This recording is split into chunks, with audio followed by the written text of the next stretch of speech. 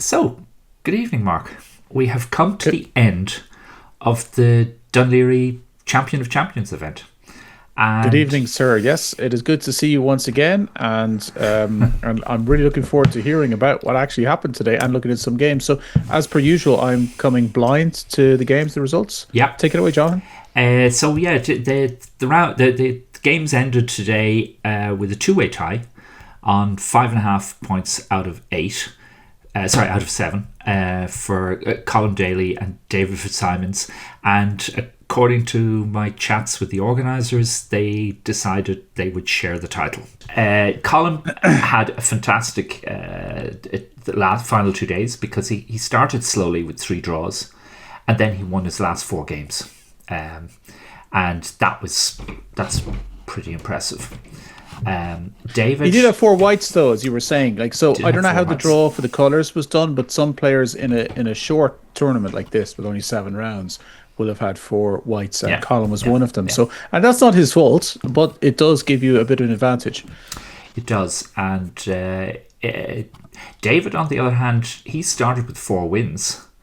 Then he lost to Colm, drew against Tom this morning, and ground out a win from a very drawish looking position against John. We might have a quick look at that game from like the middle of it, where he didn't seem to have any hope of getting more than half a point, and he just kept grinding, and suddenly he got lucky. So it's interesting. Colm is a very difficult person to prepare for these days, just to say, in terms of the final run in, because he doesn't play any mainstream openings with white, and yet he has these systems that he plays very, very well. And if he makes a mistake in them, he's only slightly worse in the opening. Yeah. So basically, it was a perfect event for him, playing against some players who mightn't be playing as much as as in the past, like Mark Heidenfeld and others, because it's all about feeling. It's all about he plays an awful lot, but he's shown that these systems are very useful, and so far anyway. So I suppose let's get on with the game, Mark. Yeah. Let's look at this position from David's game against John Delaney. This was the last game to finish today, and David needed. Colm had already beaten Eamon Keogh, and he was now half a point. He would be half a point ahead of David unless David won this game. And if you look at the position, and this is very drawish looking because it's very difficult to do any pawn breaks. Material is equal. The d pawn, John's d pawn is well protected, and you can't do any better than that. So let's just see what happens. We had. Well, just before we get moving on this, just generally, just as a general thing, I'm just turning off the moves there, so I can't see the moves. Basically, just glancing at it, I mean, there are 2 specific weaknesses on the board. There's the d6 pawn and the a5 pawn. So actually, the principle of 2 weaknesses is in play here, which is kind of famous concept that used that if your opponent has 1 weakness, they can usually defend. But if they have 2 weaknesses, there's chances to. And I'm just looking at that a5 pawn. Yeah, but and Mark, I know we're a long way away from it, but it does feel like white's a lot better here. Okay, but Mark, how do you get to that? How do you attack that a pawn? You can't attack it with anything, and so it's not really a weakness. Not yet, but I think that one thing you can do is you just drop everything onto the d file. Mm-hmm. And so at which point, either rook d7 or rook b6 is played. Yeah. So if rook d7, you're always going to run into problems after rook d5 with the threat of rook takes c5. So basically after rook d3, as soon as the rook comes to b6, you might be able to try and move like knight a7. Now it's very risky. You'd have to calculate it very, but correctly. But maybe in this position, if we do this. Oops. Oh, I see what you mean. You can swap off. In fact, you don't even need to swap off. Well, you can, I suppose, here, but then you drop the b pawn, and now it's okay. This is probably going to be a draw. There's so many weak pawns for both sides. The best that'll happen, I guess, for white is to win these 3 pawns, but black will win these 2, and it'll be 3 against 2 on the king side, and that'll be just a draw. So David starts just playing a few moves, quiet moves. But John isn't, John understands the position, and he's just trying to take space. And is moving the king to e4 to d5 is obviously a big idea here. Well, this is what happens here. We got, you see, if you go king here, I guess. Are we going to just play this? Well, no, I suppose. Yeah, maybe you just go here. Yeah, I suppose. Now, the other way you could try and win this, by the way, just looking at it, is to actually sacrifice an exchange, to take on d6 or to set up an exchange sack on d6 with the rook. Or the only other thing I can think of is moving the king to c3. At which point you free up all the pieces. That's what David played. He played this thing. Okay. Here. And we swapped off a pair of rooks, which I think is good for John. Okay. And so here we go. Yeah, I wouldn't have swapped off the rooks so easily because with the king and c3 and doubling rooks and d file, maybe there's more. But okay. It would. I think you're right. That it would have made it harder for John to draw if all four rooks stayed on the board. But h4, yeah. So rook g7, it has to be played. And now David played this ambitious move. Yeah, that's a nice move. Yeah, but it's like almost any reply the engine is still saying equals. Okay, G takes h4. Oh, he doesn't. I would have said he wants that f pawn. Okay, which will be with check. So that's what happened. And now John played rook here, and the rooks came. Wow, off. This is a classic case of risking an awful lot to win the game. So David could easily have lost this. True. So we get this position, and again, David is just slowly trying to improve his pieces and keep John, under pressure. And now he plays king g4, and at this point, John has 2 minutes on his clock for the plus 30 seconds a move, and David has 38 minutes, which is that's considerable. Typical David. He's ahead on the clock. Yeah. But John is, if the position requires calculation, he doesn't have the time or the nervous energy to be able to calculate in these positions. When you're down to 2 minutes, it's very difficult to do that. It's very difficult to keep your head in these positions. And at this point, he played d5, which is just loses the game. Yeah, because if knight takes check and knight b7 check. Yeah, and we'll see what happened. Actually, we'll just go through what happened very quickly. So we took check. King went. The knight forked another pawn, and after here, this pawn went here. So the knight is coming back to b3. And I'm guessing if you play d3, the king will come back. So if you do this, king will come back here, and everything will be fine. So instead, John played knight check. King went here, and the knight came back. And this is just hopeless. Yeah. And so such a beautifully placed king in the middle of the the board. It just stops. There's no, this knight will come back to here to stop the pawns, the f pawn going forward. Can we go back to the position, John? We go back to this. This is the critical moment. Because I've made this observation to you before, just our chatting about it generally.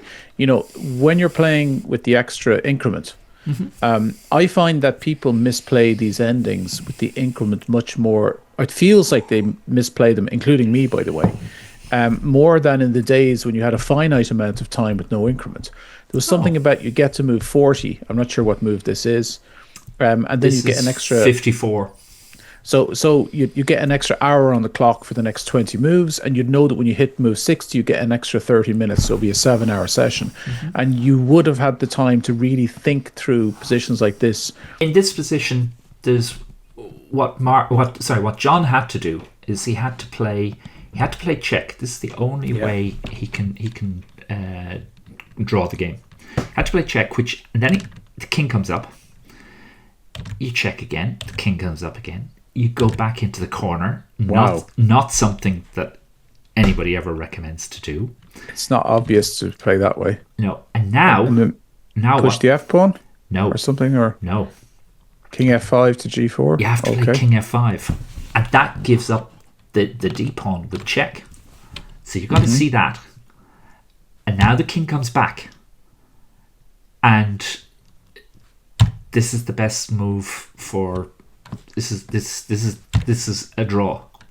Yeah. And that's really hard to find. Very hard. Yeah. Really, really hard.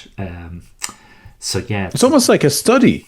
It's like an endgame study, this one, because with the pawns all set up in this unusual way with the double H pawns. And I like if you do take here, then this pawn is close enough. They're both close enough. Yeah, it's really hard with the time controls we're talking about. I wonder, is the only way to really practically find something like that to literally exhaust every other possibility quickly and realize, well, that loses. What about knight h8? Maybe. And so you go through all of the possibilities, and you end up choosing what looks like the least worst possible move. And you basically intuitively go with that, because I don't think you can calculate that so easily. I mean, with 2 minutes on the clock, I don't know. Find that. I don't know. Even a player of John's experience. I mean, that's it's very hard. Very hard. Yeah. Yeah. And as I mentioned in the first stream, we're talking about a player with 2 IM norms and a silver medal from Thessaloniki Olympiad. So this is a player of huge experience. Yeah. So anyway, that was the game that let David share equal first. Hugely important ending. It's worth noting though that if you look at it, David took some risks to win that, and actually lesser players wouldn't have played H4 as he did, followed by G. I think it was a G4. He played H4 and then G4. Yeah, and actually in a strange way that was the winning idea, because with the time situation and playing on just taking a chance. So sometimes you have to risk in order to win, and you risk losing. So this was the critical moment in the game. H4 is obvious to see, and then Rook G7 is kind of forced. But not so obvious is this idea to play G4, because it's suddenly creating a huge imbalance in the game in what was a pretty level ending. Yeah, and this is a kind of the move of an international master. As in, this is one of the reasons why he is an IM, a former Irish champion as well. Yeah. Okay, so let's have a look at another game now. Let me just go here. So this is John's game against Alex, and again, Alex hasn't been playing particularly well during this tournament, I think, but he's clearly a much stronger player than John, and he's hoping to get a win. And funnily enough, I think Alex has better chances of getting a win with black than with white. Well, he is the world's leading expert on the Alekhine defense. Or he was until recently. He hasn't been playing that much. And he's been avoiding playing the Alekhine, as most Alekhine players have, or at least he's been mixing it up a bit more, I think it's fair to say, because of the 4 pawns attack. Yeah. Which is obviously what John is going to play here, because I know John likes the 4 pawns attack. In my only game that I ever beat a grandmaster, I played against Alex. I took here, and he took here as I expected him to, and I got lucky with some tactics around move 12 or 13, and then I had a basically a winning game. So I was able to beat him, but John is going for the throat. But you know what, the Alekhine is the soundest of the most unsound openings. You know what I mean? It's strategically sound, except for the fact that it probably isn't. But there's a lot of deep concepts in play. There's an imbalance from the beginning, and I mean, it's very principled to take on Alex in this, because this is the variation that's got an awful lot of Alekhine players running for cover at the moment. So let's see how the game progresses. So bishop e2, castles, f6. So this was theory when I was a kid.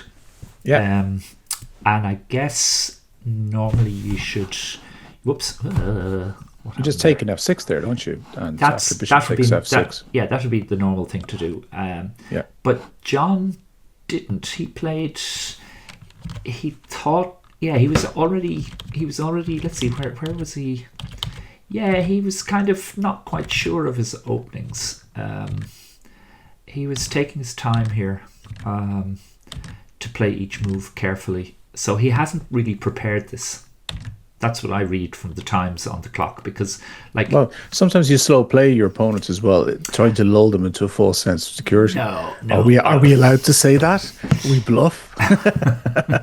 So, I shall meet you on the battlefield in the main line of the Alekhine, but then I'm going to play knight h4. But I mean, I don't know. Who knows? Yeah, I don't know. Alex is a slow player, but he's got here with. Well, he's in his grannies here. This is his bread and butter. You know what I mean? Like he's been playing this for forever.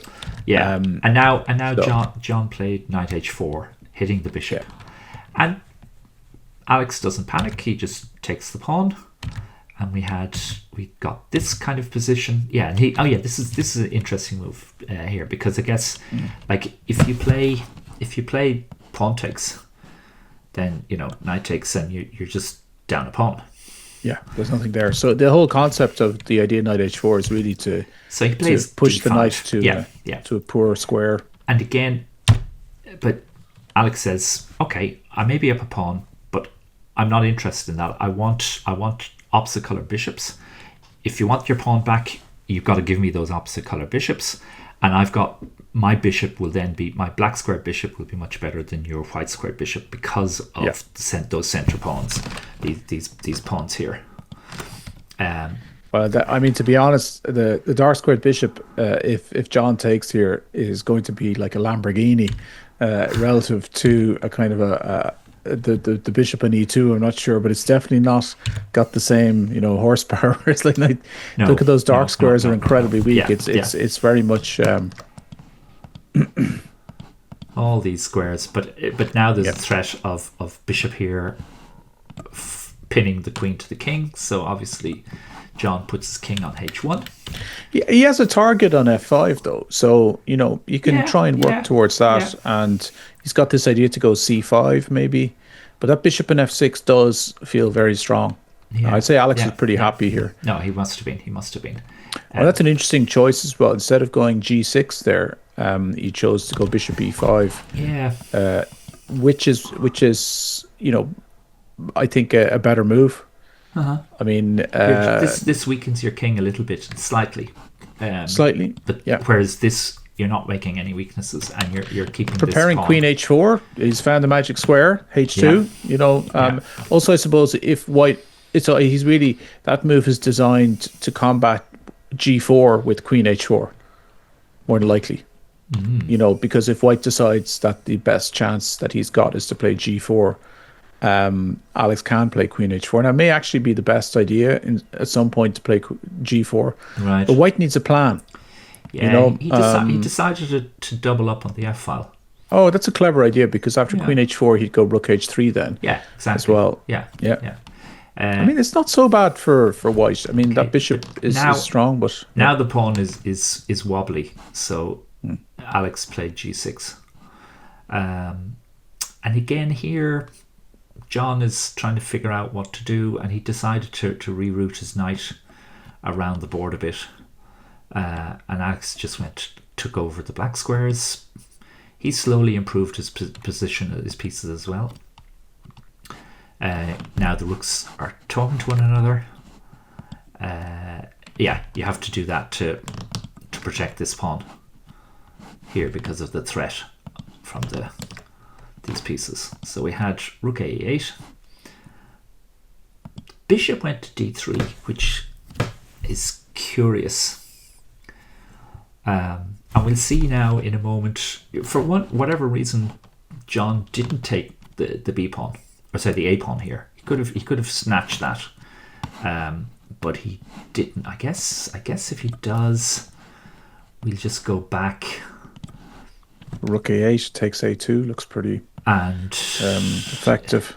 Yeah, and now this pawn is under a huge attack. Like a house of cards, White's position fell in the year 2025 against the mighty Alekhine defense. in the final round of the Tournament of Champions, Dún Laoghaire. Yeah. Is this the final round? No, I think this was the round. Oh, it was this morning. It was this morning's round. Okay. Yeah. In the penultimate round. Sorry. Okay, so now, but it is a great title. This tournament, though. You know, now, the Tournament of Champion of Champions. Yeah. It's okay. So this bishop here on B1, like, it's not. It's biting on granite, to be honest. Yeah. So anyway, going back, here we go. Okay, so here, I don't like this bishop on B1, Mark. Don't know about you. Well, look, I think, to be honest, I just think that this whole plan of John's would seem to have backfired, because even if you're not necessarily worse here, you don't have any active plan as White. Yeah. And so you've now gone from being White against the Alekhine to being very much in a passive position, and you can only really react to what Black does. And you're playing against, the world expert in this line. It's not a good place to be. Yeah, I don't like the bishop there either. Yeah. Anyway, the bishop went back to G7, and John played his knight to D3, and then the knight comes in, and like Alex is just slowly improving his pieces. I don't think White can really do here. It's the only break you have is G4. And now there's this square here. The knight might come there and fork a few things. It's only half an octopus there, I guess, but it's a pretty good octopus. Yeah, I mean, sometimes when you're playing, I'm pretty sure John has played the main line of this before. I mean, he doesn't play as much as he used to back in the day. He's pretty regular playing for Blanchardstown, though, and I think he captains their Armstrong team. He certainly plays board one for the last number of years, but maybe he just had this idea. What about trying knight h4? Sometimes you get this idea. I might try this at the board, but to be honest, I think that I'd be interested to find out if he'd actually planned this or not. Yeah, but I don't think he had. Sometimes you can be looking at the main line, knowing that you can get a main line position, but you just don't see any advantage in it, and so you're just trying to think, what can I do instead? Right. But you're generally better off going with the main line. Anyway, here, Mark, what would you play here? As White or Black? As Black. Black to play. Okay. Well, the first thought is you want to kick that knight with G5, but that's also quite risky. It might be something a little bit less kind of like, I suppose, less wild. I mean, the king is on G8 there. I mean, you could always just play a prophylactic king H8, followed by G5. I wonder if there's anything more forcing here. Alex made an interesting decision. He just took off. I took there. I was kind of looking at that, but I wasn't sure if because he's just but he's got this much better knight. Okay, and now he just goes backwards with the knight. So he didn't want John to get a knight to E6. That was basically, he decided that I suppose. No need. Yeah, actually, so this knight is going here. I guess that's why he has to take off. But it's a practical decision. It makes sense because White doesn't really have anything in this position. I wonder, actually, could have taken here. Yeah, he might have. I guess just this will just be an excellent position an awful lot better for Black. Yeah, you could even try f takes e4 and push the e pawn as well. I haven't. You moved too fast there for me to be able to calculate whether there was something in that or not.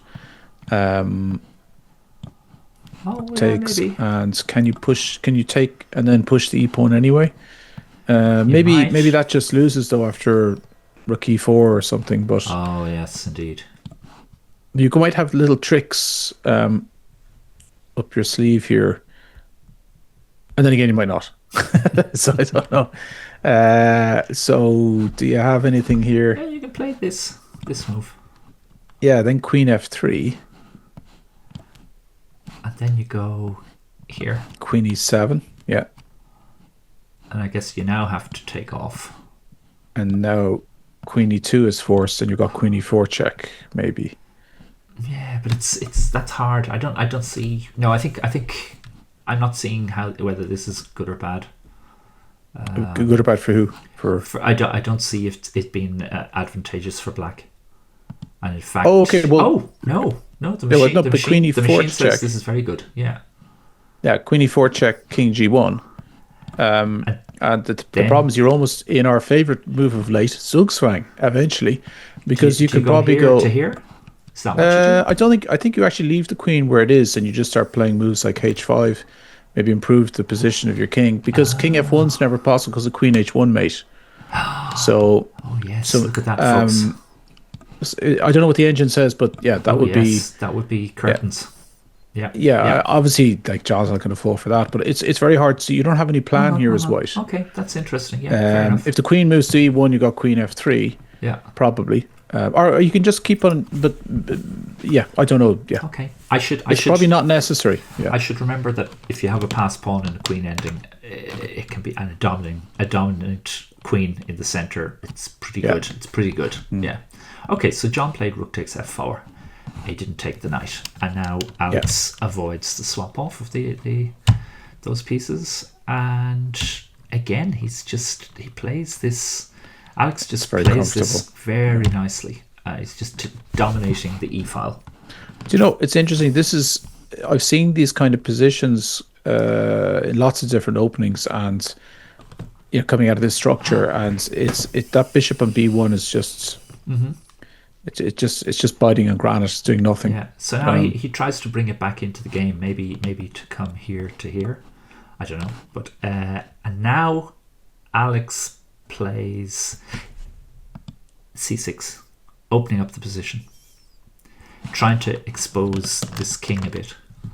I think this is also possible. Oh, okay, because of rook takes D5 coming. Oh no, you got to take with the queen. Okay, queen check, yeah. And if you go here, then rook D8. Bishop C4. There's a lot of tricks in here. If you go rook D8, you lose the rook and D8 after bishop C4. I'd be slow to give up that piece. Yeah, those nasty. Maybe you could show that just rook D8, bishop C4 there. Is an unexpected, deadly kind of pin. It picks up a whole rook in the end. Yeah. Yeah. Whoops. There's no need to force it. I mean, what Alex is doing here is kind of a masterclass in just gradually improving his position little by little. There's no risk. C6 is, ironically, it's something that John would have longed for a while back, but now in order so the bishop could have more, possibilities. But now, as the center breaks, his pieces are uncoordinated. Yeah. So anyway, he played Queen G5. Trying to worry this knight a bit, and actually maybe it's it's here, Mark. Yeah. Alex played his king to H8. Okay. But you can actually take here. Oh, okay. And after this check, the bishop is hanging, and so you have to block with the rook. But then there'd be rook here. Ooh. Yeah. And you just lost the 2 pawns. That would be a very clear win. Yeah, it's funny. You've still got this bishop C4 idea, but unfortunately this time, after bishop C4, queen takes bishop. Oh yes. Rook takes rook. You actually come and you crash in on F1 with mate. And so ouch. It's like it's always it's worth remembering these little bishops don't get a look in chess. It's all knights, knight forks, knight this, knight that. People underestimate bishops at their peril. Yeah. So anyway, Alex put his king on H8, and I guess to avoid bishop takes f5 tricks. That's why. Because then when the king was here, yeah, this is what he's trying to avoid by playing king h8. Yeah. So d takes c6 happened. The knight went here, kicking the rook. Now the queen pinned the rook. And we had rook here. And this is just, pretty nasty. And here it was basically in this position, John actually resigned. He made his 41st move and resigned. Maybe he was running out of time, I'm not sure. No, he had a minute. Maybe he did run out of time. I don't know. But it's a lost ending. It's a lost ending, but there's still a little bit of play in this, I would have thought. Yeah. But I've got a c pawn. I'd be running that c pawn. Yeah, but anyway, I thought that was a really interesting way where the Alex dominated the black squares, and John's white squared bishop had nowhere really to go. And I just... It was a nice game, and actually it was interesting. If you go back to the critical moment, I'll tell you a little story, which isn't entirely relevant, but it sort of is. When John, critical? Well, when he played knight h4. Oh yeah. So I remember once I played a very strong grandmaster at the time, Vladimir Kopian from Armenia, who had just lost to Alexander Halifman in the only ever World Championships knockout in Las Vegas, and he lost in the final to Halifman. So he would have technically become the world champion. Yeah. And I played him in a tournament in Linares about a year later, or 2 years later. I played him, and I played a Benoni against him, and I played my own pet line of the Benoni against the bishop f4 system. And he won a nice game. He kind of refuted what my plan was at the board. And after the game, we analysed it. People used to analyse in those days, which is brilliant. They don't say anymore. Everyone just runs to get their computer out of bag. And I asked him, well, where did I go wrong? And he said, well, why didn't you play the theory? And I said, well, because I wanted to surprise you with my own kind of ideas. And he said, yeah, but theory's what the good players play. And then he said, and do you know why? And I said, no, tell me. He said, because they're the best moves. So now, obviously, you can't. I had no comeback on that, because I think my move was my concept was a bit further along the line than John's knight h4 here. But in that position, you just have to go into a main line, I think, with takes f6. Yeah. Otherwise, it's all been tried and tested. You can reinvent the wheel a little deeper into these positions, but theory in certain positions in these very sharp main lines is what the good players play, because they are the best moves. And I'm kind of surprised. It's a pity for John, because he's such a good attacking player, and he won't have enjoyed that game, as none of us would. And the problem is when you're playing somebody who's super prepared in their systems, which is more frequent these days, if they are in their comfort zone and you just sort of go off piece a little bit too early, they can really hammer you, and you don't get a chance to play. So as has happened to me many times, you sometimes play very strong players and you're really geared up for the game psychologically, but you just don't get in the game. And it felt to me like John didn't get in the game this time. I think next time he'll certainly have a sharper line against Alex prepared. Here's another game that we have for this was Colm's game this morning against Mark Heidenfeld, and again it was kind of in a way it was similar, but here Colm got a much more comfortable pawn structure, and basically just Mark had no chances. So these two games are very good examples of excellent positional play. Another international master from Ireland, Alex Lopez, plays a lot of these systems with knight f3, d5, and b3. Yeah.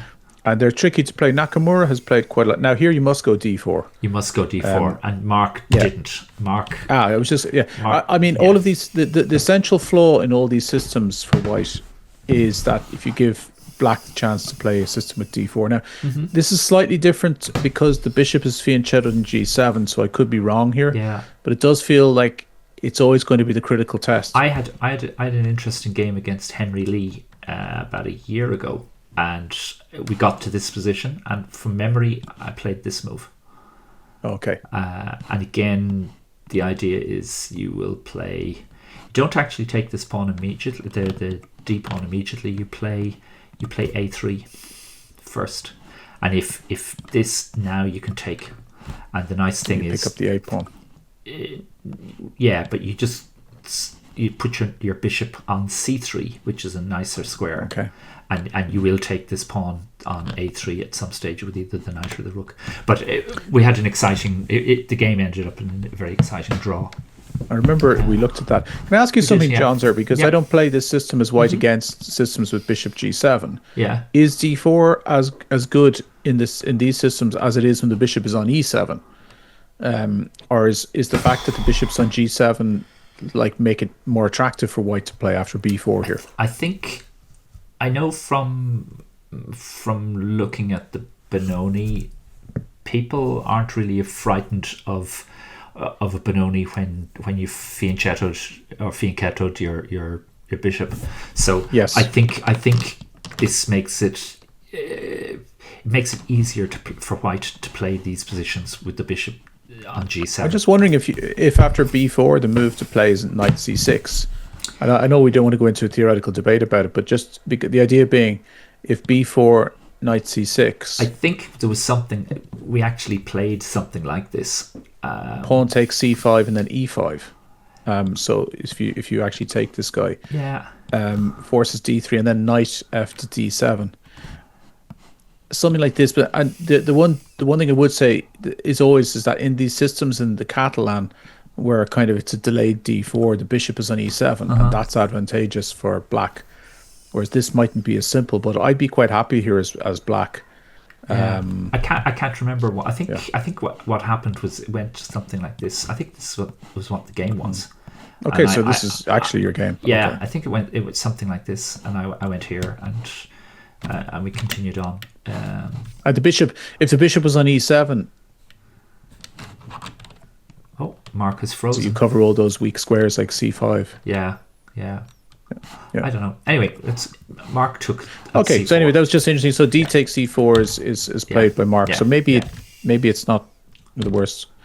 Yeah, but you can see. Wait till you see now that this queen is going to be hit a number of times, and Mark is desperately trying to be able to get. Whoops. No, to bring his bishop. Why is the rook going to b8 there? To defend this, because this rook is going to come here. Okay. And it's going to be hitting things. So he went to there. Queen b6 does seem to be putting yourself in the firing line a little bit. Yeah. And now Mark played this move, which is poor because it gives Colm the opportunity to attack his queen yet again. And he went up. He should have gone to d8 immediately. In this position, this would have been a reasonable move, and white has a slight niggle, but it's nothing to be too excited about. No, exactly. Yeah. So instead, Mark played queen c7, and now Colm attacks it. It has to go here. Well, I'm just looking at here. Does he have a move like knight e5 here? Maybe that's what he played. That's what he played. Okay. And Mark again he's trying to make something of this, and then but Colm he puts all his pieces here. He's threatening the rook. If you play bishop takes bishop, king takes bishop, there's I think you can go here. And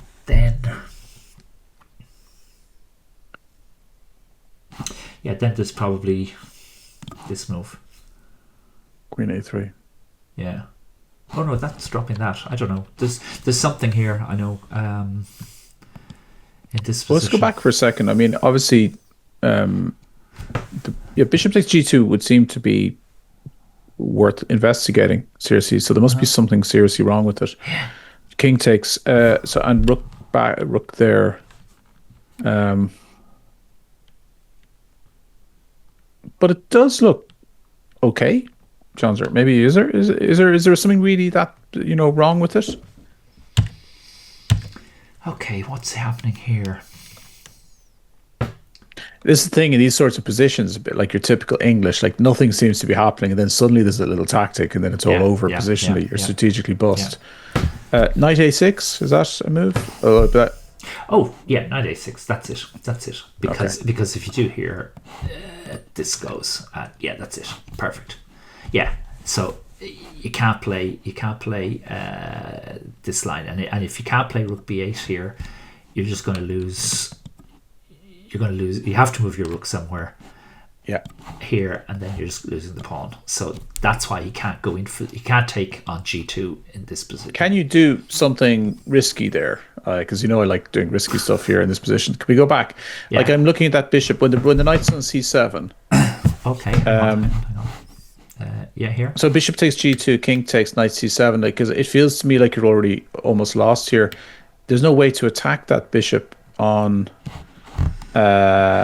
Like knight g4 or knight d7 or something, and if knight takes a8, you play knight takes e5. But is there?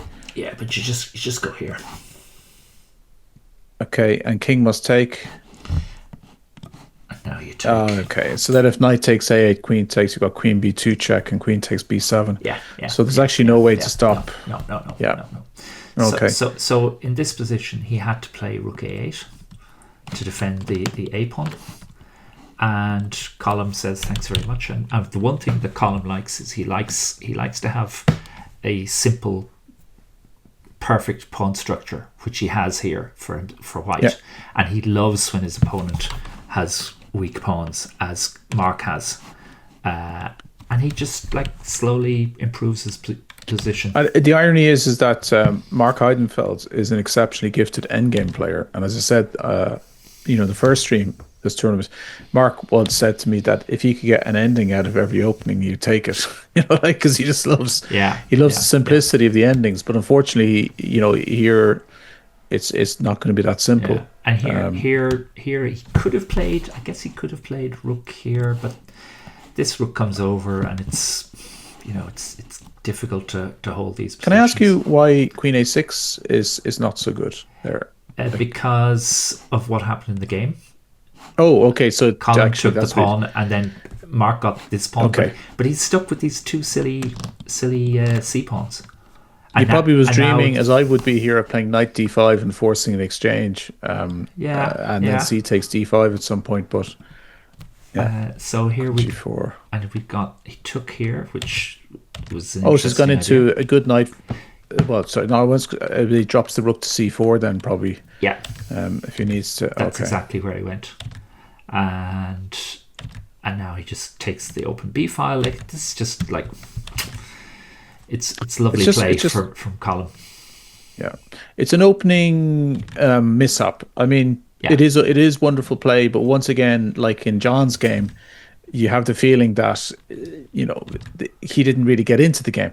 Correct. Because he can fight here, but there isn't any way to stop the inevitable. Does he play rook b3 here, or no? Does he plays a petite, as Capablanca used to say, a petite combinaison.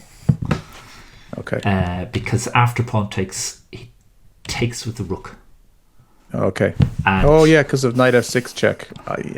That's the petite combinaison that Capablanca so loved. That's horrible to mention. So he can't take the rook. So the queen went here. But all credit to Colm. In fairness, now he has he's really taken every micro chance that this opening has afforded him to bring himself to this point. And now he just swapped off rooks.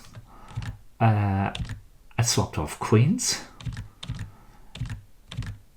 And he's just saying, okay, and now he's shutting down the black squared bishop. And just bring the king to c4. And exactly.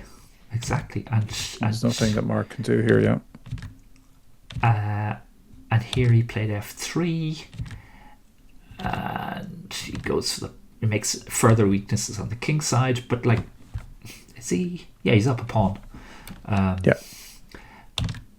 And he played f4. He could have gone for the. He could have gone for e4 there as well, but yeah, and he probably could have. He probably could have gone for the g6 pawn by playing. Knight h7 to f8, is it? Yeah, probably. But f4, it does set up that threat though. Yeah, so it does. It's also preventing any chance of that bishop getting to g1. Yeah.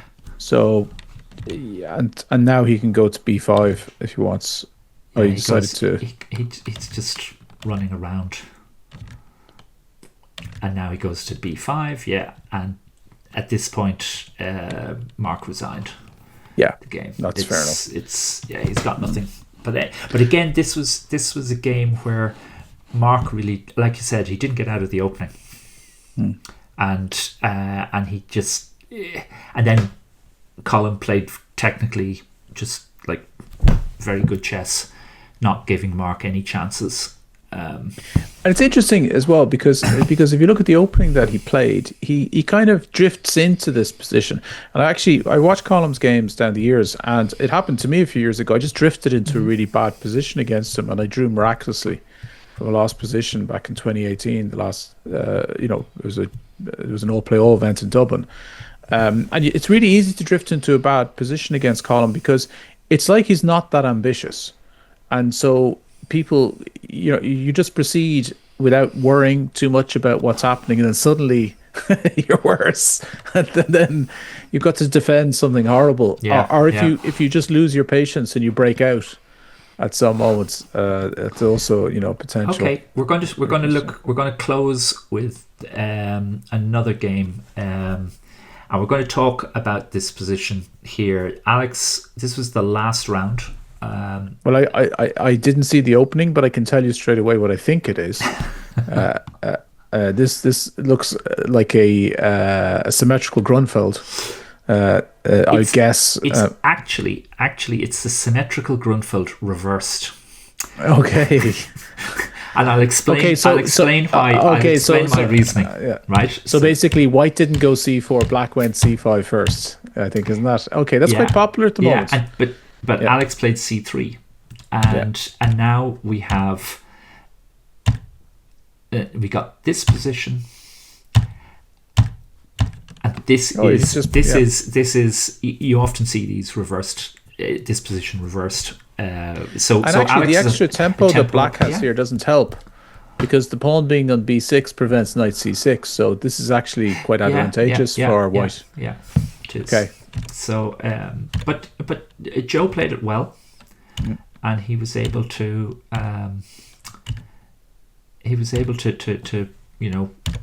just quieten down, deaden the position somewhat. And I mean, this is one of my least favorite choices if I was playing Alex. This opening, I'd be totally honest. Like again, it's another line where, like, there's micro chances, but they're all for White. Yeah. And now we get here, and the knights came off, and now we have this position, and there's no way to. I suppose. Well, I spotted threat, knight f6 check. Yeah. Okay. So there's this move, and there's knight takes pawn. Yeah. And there's no real way to prevent both. Yes. And in this position.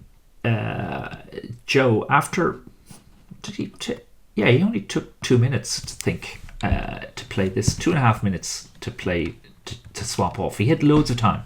He could have gone into the tank, looked for something deeper, but he just does this. And in this position, this is just losing, because the knight comes back to e5 or f6. It comes back to e5 and it kind of dominates. Or it goes to c5, right, even better. And in here, Joe took off, and now he tried stopping the pawn coming through. Which is bishop f1 to b5 here.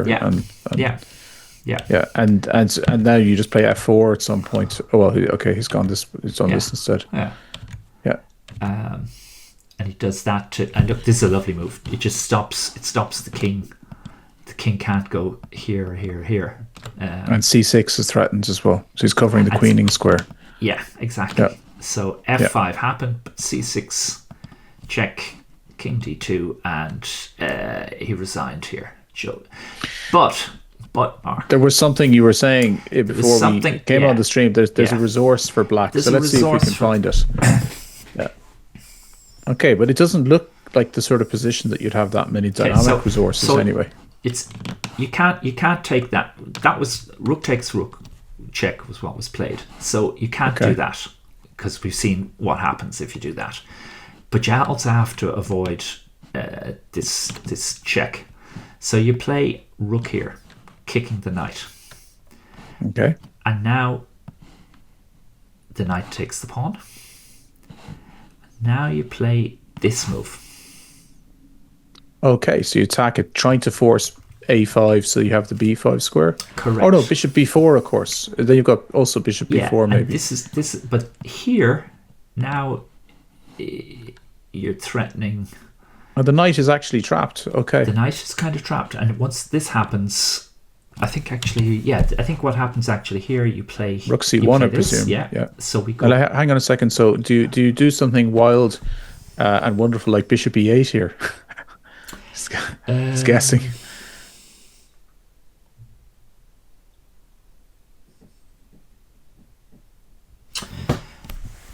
No, I thought it was. Bishop e8 is interesting because you have bishop b4 to a5. The knight is still trapped. I mean, it can come to c8, but it's not really going anywhere. Let me see. It is. Yeah, it is bishop e8. Bishop e8. The only move.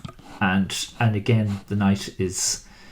The knight's not getting anywhere, and we're going to start attacking it, and eventually white will be forced to push the pawn. But this does look like the best chance, but at the same time I find it hard to believe that this isn't winning for white. Can you not just play so bishop f1 I was going to say, and now rook b8 I presume?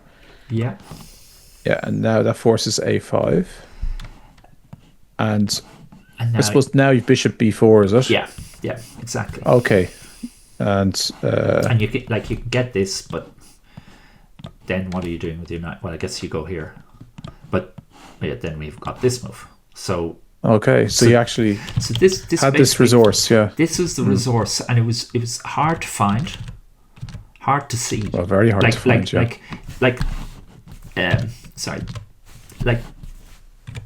This move. Where is it? This move is easy enough to find. Like it's one of your main options. But here, finding rook c6 is a very clever idea.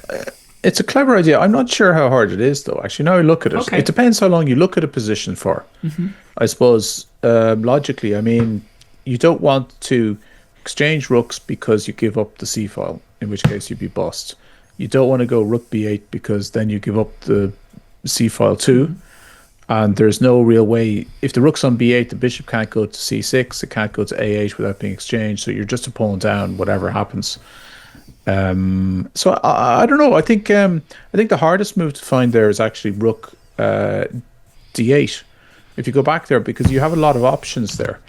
So this is one of those classic situations where your heart kind of sinks. Grandmaster plays knight d7, hitting my pawn, threatening knight f6 check, and. So then the question is what do you do?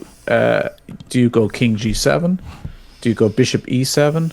Mm-hmm. Do you exchange first and then play rook e7?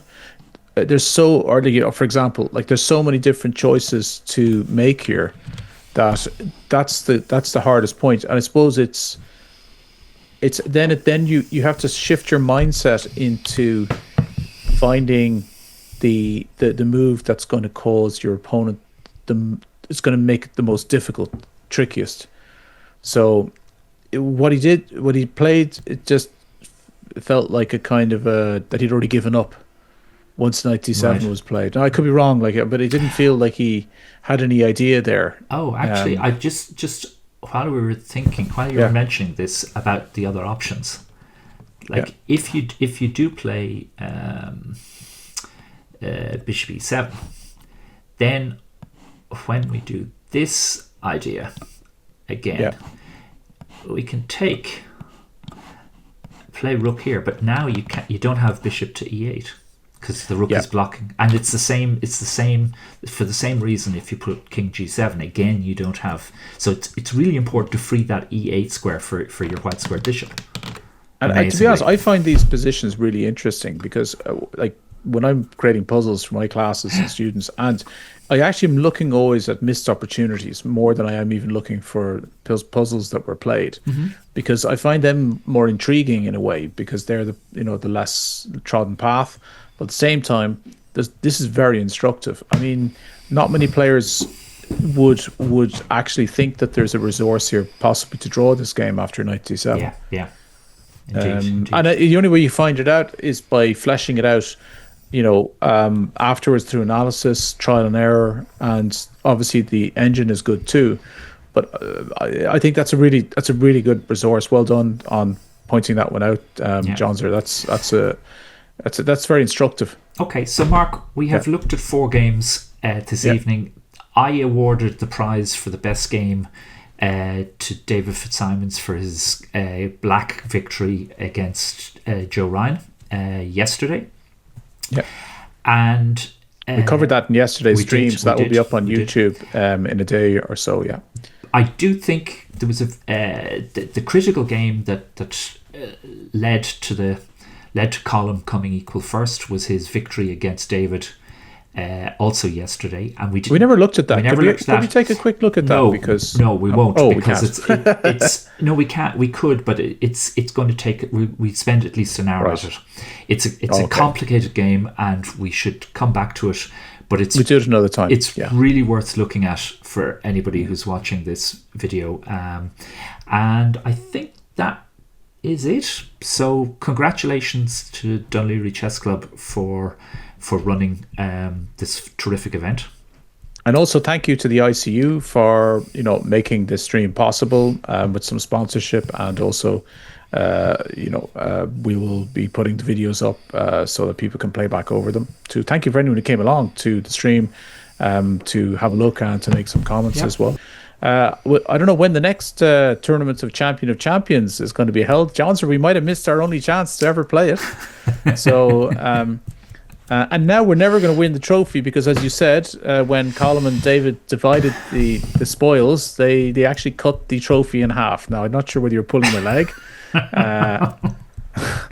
In a Solomonic decision, yes, by the Dún Laoghaire Chess Club committee. No, I don't think I'm not sure what they're going to do with the trophy, but it's a single trophy, and maybe it will remain in the halls of Dún Laoghaire Chess Club, in the trophy cabinet. Listen, folks, have a good evening and take care. Thanks for coming, guys, and see you soon. Take care. Bye bye.